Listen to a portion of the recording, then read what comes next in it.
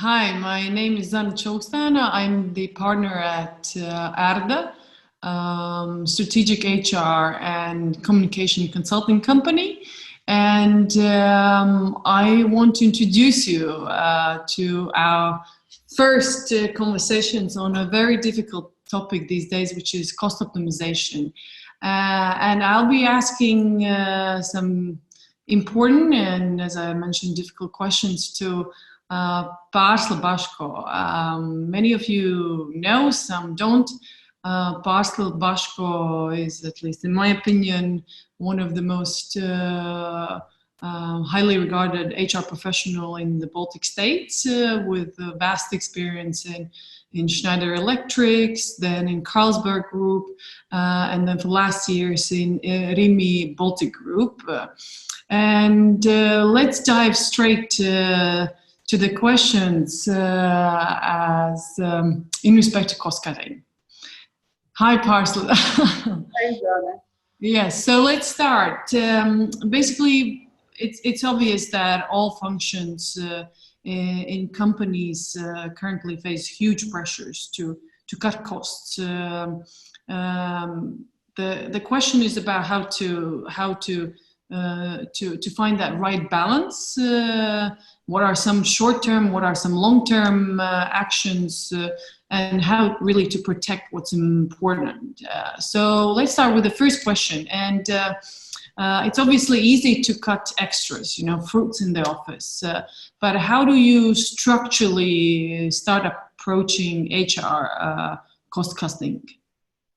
Yeah, I would actually rather call it cost revision, and that kind of also sets the mindset that it cannot be one-time exercise. It actually has to be a process that HR owns all the time. And pretty much you kind of highlighted already in your introduction that you cannot just focus on the things that will deliver the value today and tomorrow. You also need to look at some more sustainable and long-term cost revisions, which would also give you the right impact for a longer term. And you are right about the fruits in the office, meaning you stop ordering them and you get some savings already from tomorrow. But there are other things which might have a long-term impact. One of them, for example, which I can very easily relate to, is how much of what you cut will actually help you to save your productivity. And that is also something where HR actually can play quite an important role. So when you start looking at some cost revisions or cost cutting, be aware what kind of impact it will give both to the productivity, but also to employee engagement. Wonderful. So, okay, so let's say I'm an HR director. I've been given a clear task from my CFO and CEO to start working on cut revision. So what do I do? What are some quick fixes? How do I approach long-term revisions? Well, actually, I was thinking what I could offer to you, and now it doesn't work. Oh, here, we'll cut it. So pretty much, I think we kind of discussed it already, but still, I think, again, and I'm going to remind it, I think, all the time we talk with you today, is that we have to look at both aspects. What is the saving giving to us on a strategic level, and whether it is covering this urgency or sense of urgency which everyone actually has. So what I was looking at is, meaning here you see the chart full of different activities and possible actions you can initiate from the HR. And as you can see, some of them are maybe more short-term and some of them are maybe more long-term. I was recently reading one of the Gartner articles, and what they were referring to was that in most of the cases, one of the first things which is being cut in the HR function is, for example, the recruitment, meaning you stop recruiting, you keep the vacancies open. If someone leaves, you do not re-recruit. And that in a way gives you this very nice short-term effect, meaning you don't have a cost. But when you think of it in a long-term perspective, what actually happens is that probably the people who leave either have found some nice alternative positions, which means that not your worst employees are leaving, but actually the best ones. And the overall productivity, of course, goes down because you expect less number of people to execute exactly the same work. What I would then rather look at is actually at the work process. Is there anything we can do in how to get to the same result differently? And look at the employees which maybe are not performing to their best and think how to replace them. Meaning change that pattern of not recruiting into recruiting people you couldn't afford to recruit before.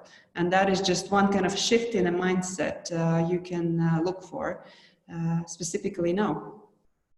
Excellent. You did mention already at least two popular mistakes. What are other mistakes usually made in these time-pressured cost-cutting initiatives? Well, what I think is very human is that we forget to communicate. We expect that everyone in the organization will understand what is happening. And actually, they don't. You really have to not just continue having at least the same level of communication as before, you have to communicate more. What happens regularly, and meaning I have seen it in the management teams, and you will probably see it also in your own organizations, is that managers have those setting of having a daily calls or having some kind of a structure where they really inform each other what is happening, and they don't make sure that that communication also goes through the whole organization to the lower levels. We have already heard actually a couple of our customers saying that, hey, well, we think we are fine, but we don't know what is happening on a shop floor. And that is the place where actually your product is being produced or your service is being delivered. So that layer would definitely require much more of the communication. Another mistake which I would see is giving up only on the things which are visible and not turning all the stones around. Because what you also might be able to see is that maybe in a certain environment that basket of fruits really works for the engagement. And when you take it out, your engagement levels drop so heavily that you will never be able to recover. Again, I looked through a couple of examples also from the worldwide, and that is also the recommendation which we see and hear. Try to assess also the damage you make when you cut something, because maybe by keeping, we use the basket of the fruits, that will deliver you less harm than taking it out.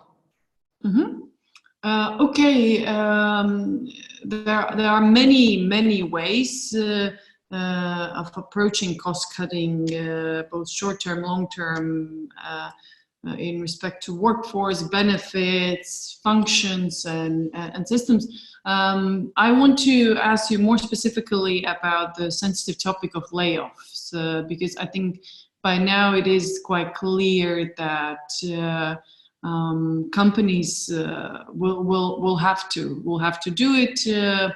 One, the business has stopped. B, meaning the productivity was actually quite low even before the crisis hit.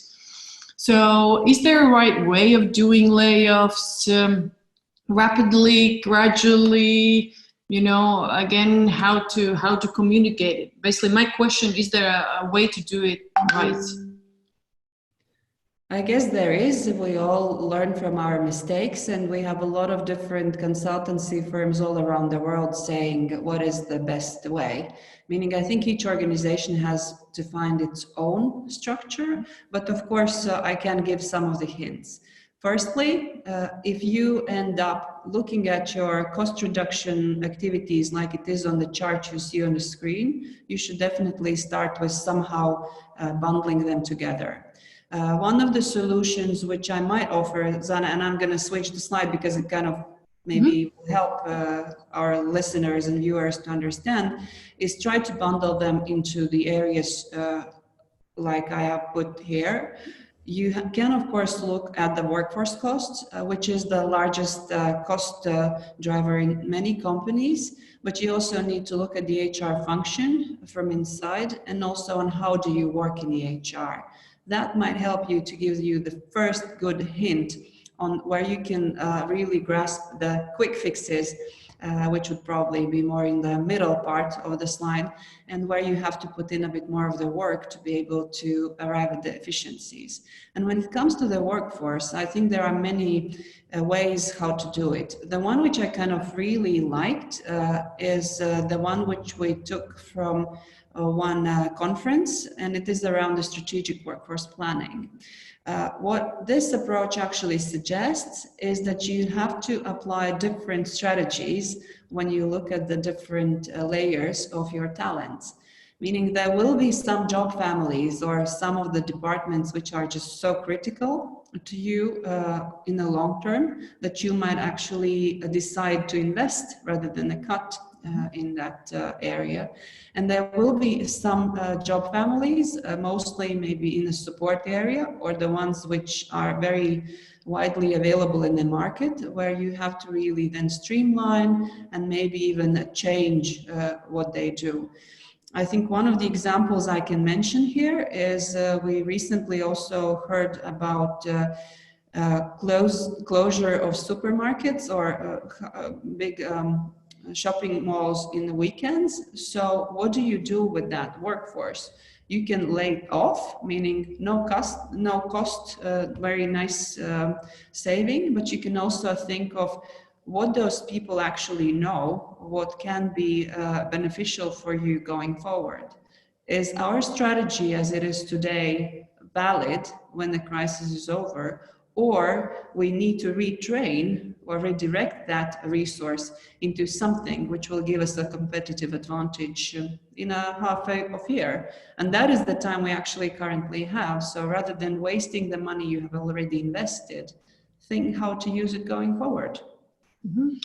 And I think that year 2007, 8, and following year 9, last financial crisis actually taught us a lot.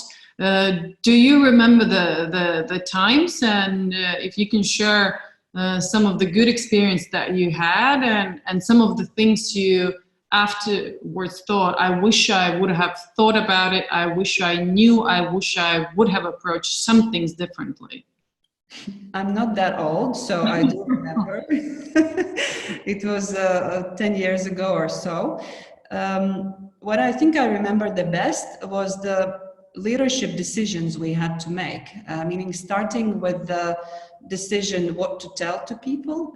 Back then, what we clearly said in our management team was we rather go with the bad news than no news. And that helped us very well to go through the crisis. And actually, when we were laying off quite a lot of people, engagement ratios were going up because everyone understood what we are doing. What I would have done differently, I think, was the other part of your question. I think we would have been communicating even more. And one mistake which I think we did, which I can only share as my learning, was that we were trying to cut resources and different types of costs with the salami principle. Like every week or every next 2 weeks, we were finding new synergy opportunities and we were kind of executing those. What everyone suggests, and I know it's very difficult, especially because we don't know how deep the crisis will be, is to cut as much as possible once, because that gives so much better output, both to the organization, but also to the management, meaning you really need to change the way how you see the situation.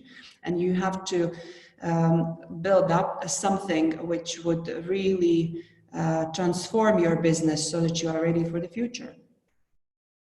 Excellent. No, is there any final resume like you would like to share with, I don't know, the heads of companies or heads of HR?